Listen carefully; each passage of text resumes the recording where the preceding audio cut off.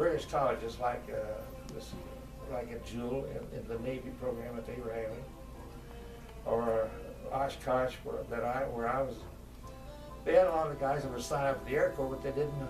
But they no one, you couldn't sign up to be a pilot or a co-pilot, a bombardier or a navigator. You just went into a pool of people who were involved. And after leaving, after a couple of months there in Oshkosh, when they sent us to Santa Ana, California, we went through programs there that decided whether we would be a pilot or a co-pilot or a bombardier or navigator, or they even washing them out. I used to have some percentages and figures of the number of washouts that occurred in the cadet program. It ran rather high at the time, and particularly in a private. In primary, if you had anyway, in Santa Ana they decided what school you would be sent to. I happened to be chosen to go to a pilot school, which is what I wanted in the first place. That was, again, in California. The weather was good. The college that I was in was up in Wisconsin, Oshkosh, Wisconsin. And, but it was a school for the aviation people who had enlisted in the Air Corps.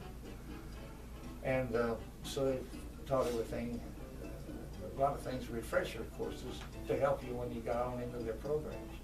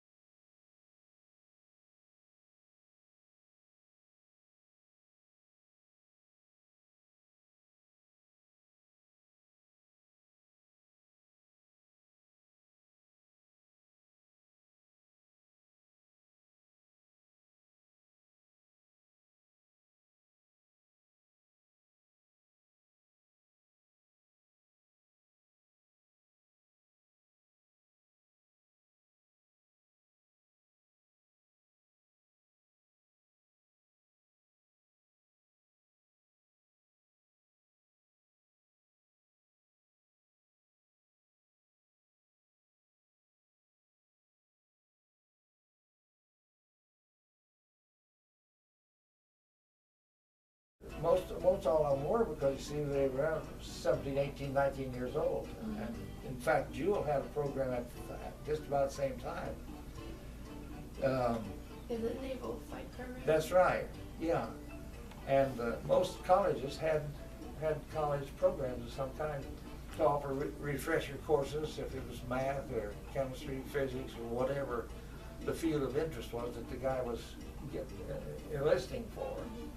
They would send you to training school.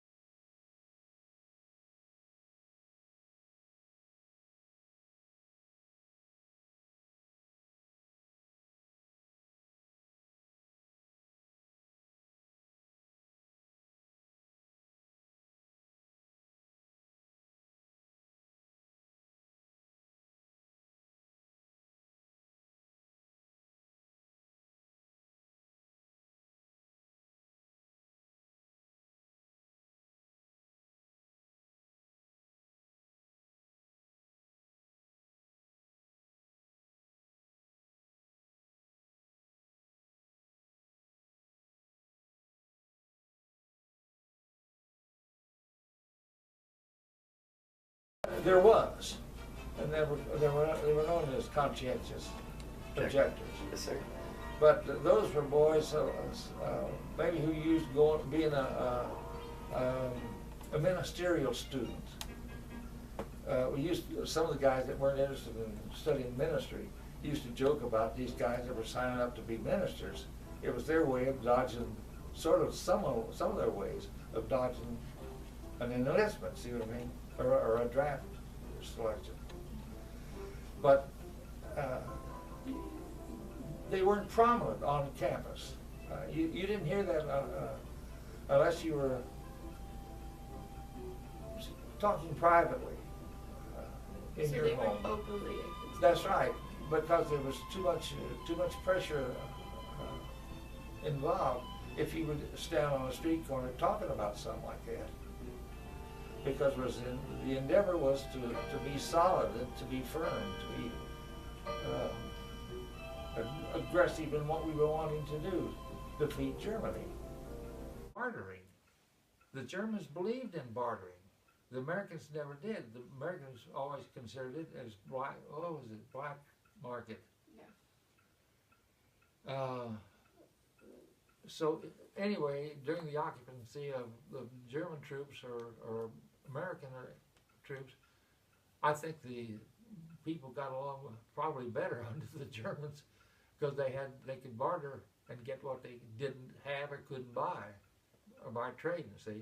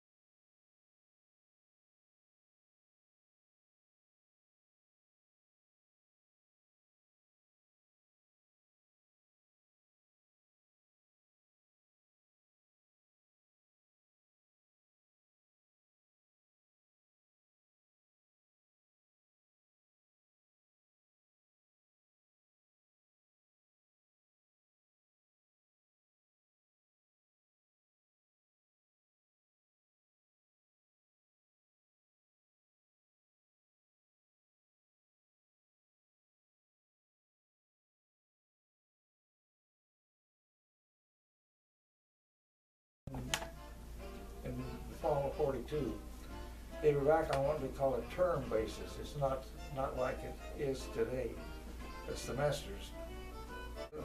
Every other person on the campus was uh, the word I want to, what's the word I want to use for encouraging someone to join Like a recruiter? the recruiters? That's what it was. You had recruiters for every branch of this, of the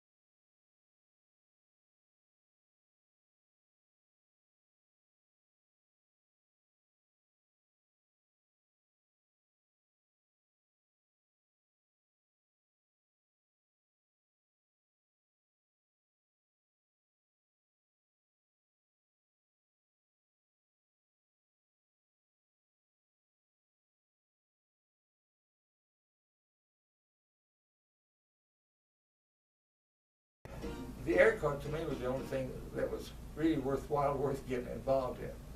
To me, it was exciting. When I was a boy, I lived on a 5 acres of land in north part of town. It was a pretty good sized woods in back of the house that we lived on in.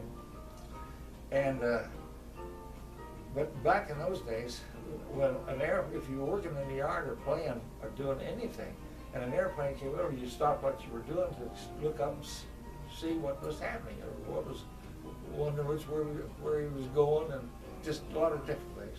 Like we were billet in our class. I'm just going to take one class at a time. Our class, 1 week we flew in the mornings and went to ground school in the afternoon. The next week it would be reversed.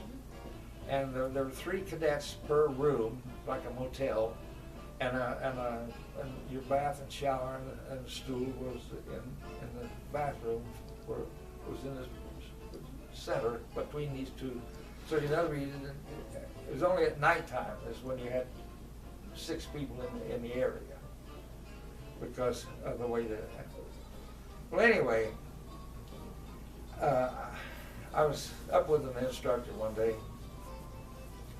gone to a small grass field, and we were going to shoot landings on my hour of being up with him. And he sat in the front cockpit. We were in biplane.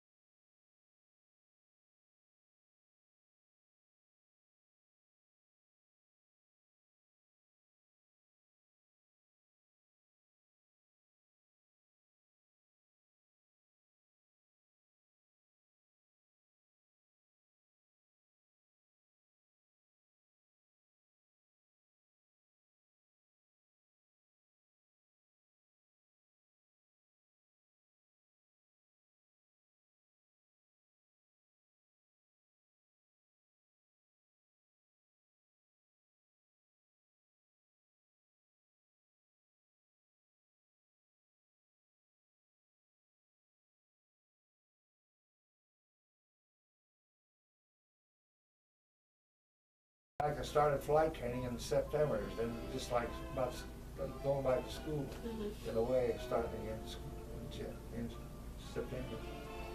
This is the kind of sideline, but I was fortunate enough to be the first to solo out of my class. Each class had, I think it's either 33 or 35 cadets. We could hear him talking, but we couldn't talk back to the instructor.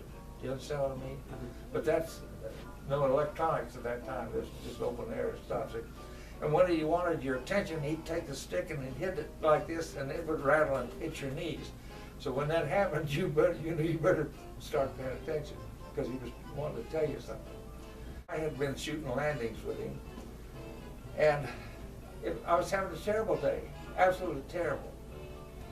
like when women complain about the wind blowing their hair. This was bad. I was really kind of halfway scared silly that he was going to wash me out right there and then. I mean, it's just, they told me, he says, pull this SOB over to the side and let me out.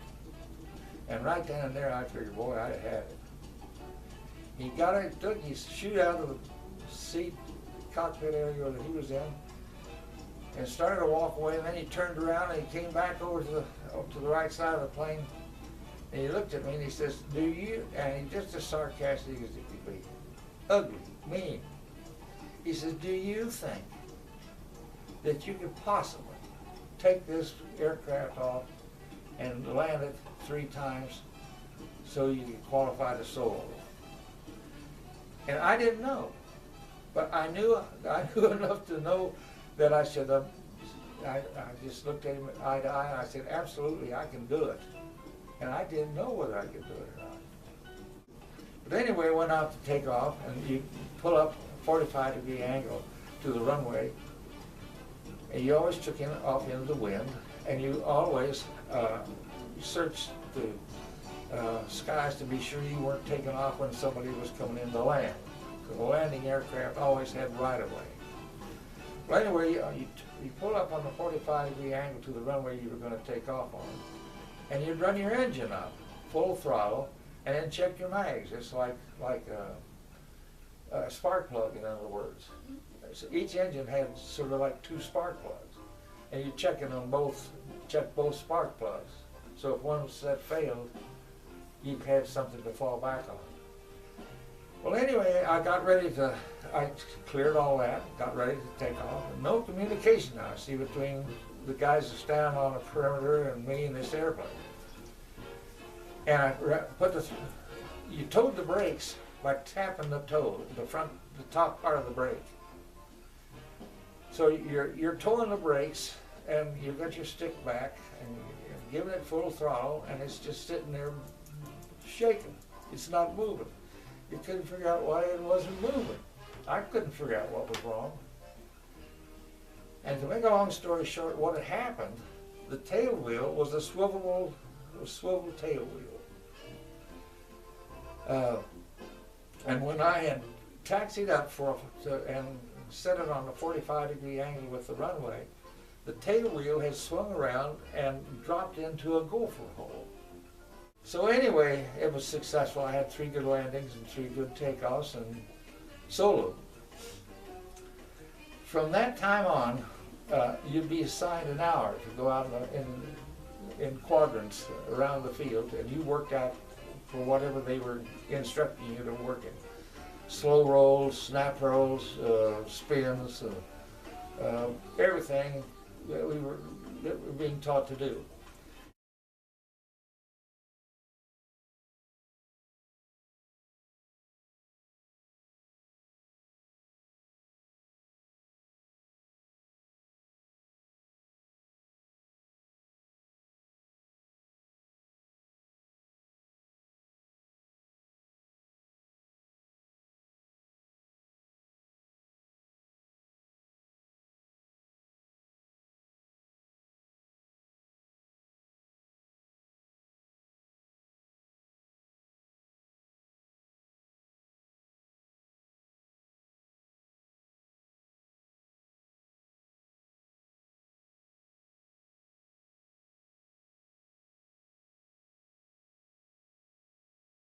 The GI Bill, of course, that's most of these colleges that were struggling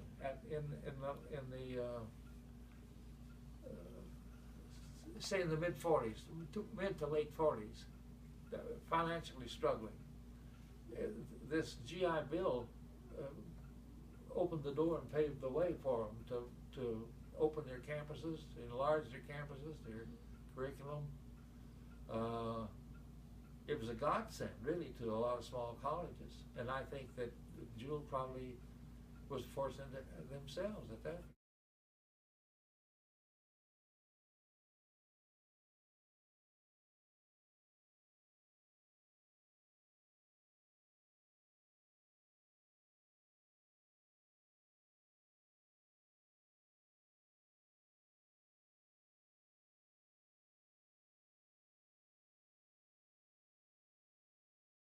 I went back to school. I was a Sigma Nu and stayed in the house. I don't know whether do you know where the Sigma Nu house is on Water Street? Do you happen to know? I do, yeah. Oh yeah, most of them. In fact, our whole house was filled with basically returnees. Mhm.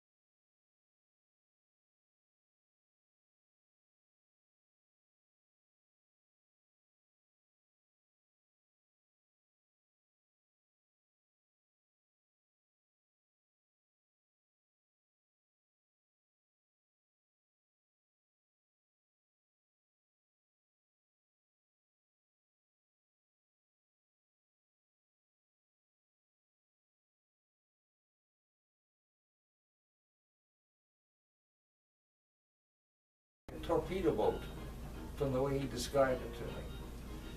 They were fast, inboard engines, and had torpedoes on board and mines, and they were dodge in and out of traffic, all of this stuff, quick and easy.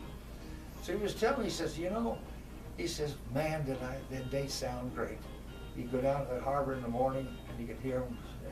They already started the engines that were diesel engines, and you could hear them boom, boom, boom, boom, boom, boom, boom, boom, boom. He says, man, that really turned me on. But anyway, there was a lot of men on campus. So I left school at the end of December, or in December, when I went home because of the term system. There wasn't any point in signing up for another term of school because you enlisted and you were just waiting to get your call.